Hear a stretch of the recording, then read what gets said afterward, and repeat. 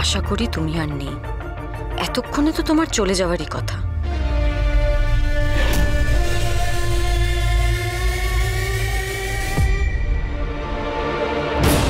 কি ব্যাপার, বুলি এভির ঘর থেকে বেরোচ্ছে কেন?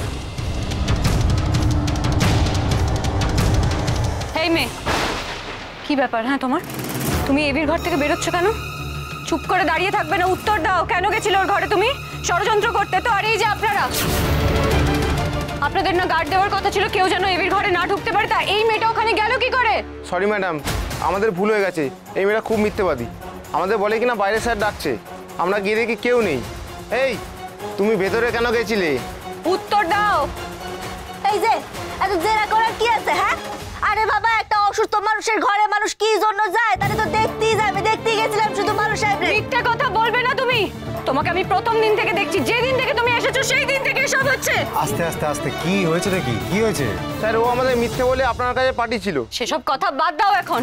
সব থেকে বড় ব্যাপার, ও এভির ঘরে ঢুকেছে যখন এভির এই অবস্থা। ডক্টর বলেছে লাইফের কোনো রিঅ্যাসুরেন্স নেই, কিন্তু ওই ঘরে ঢুকে গেছে কেন?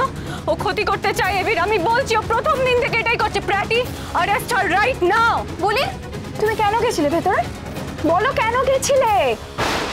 দেখো বুলি, এতদিন তুমি যা যা করেছো আমরা সব সহ্য করেছি।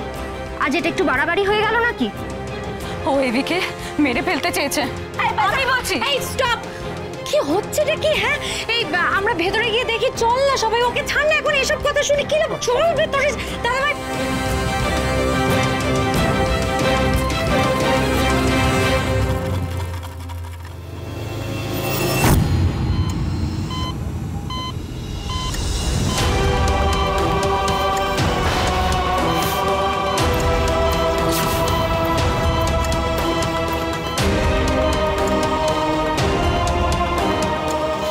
এই আকি ঠিকই আছে বল। হ্যাঁ, যেমন ছিল তেমনই তো আছে। হার্ট মনিটরও চলছে। হ্যাঁ, কিন্তু সমস্ত প্যারামিটারই খুব লো। হার্ট রেটটা বেড়ে গেছে। এই কি? এটা আমি কি দেখছি? এভির মুখে মাস্ক দিব্যি আছে, নর্মাল যেমন ছিল তেমনই আছে। এভি, এটা কি করে হলো?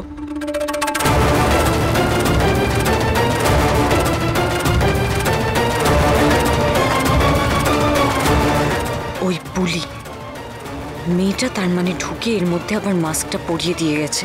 উফ, ভালো লাগে না আমার আর। কথা সোম থেকে রবি প্রতিদিন সন্ধ্যে ৭টায় স্টার জলসায় ও জিও হটস্টারে।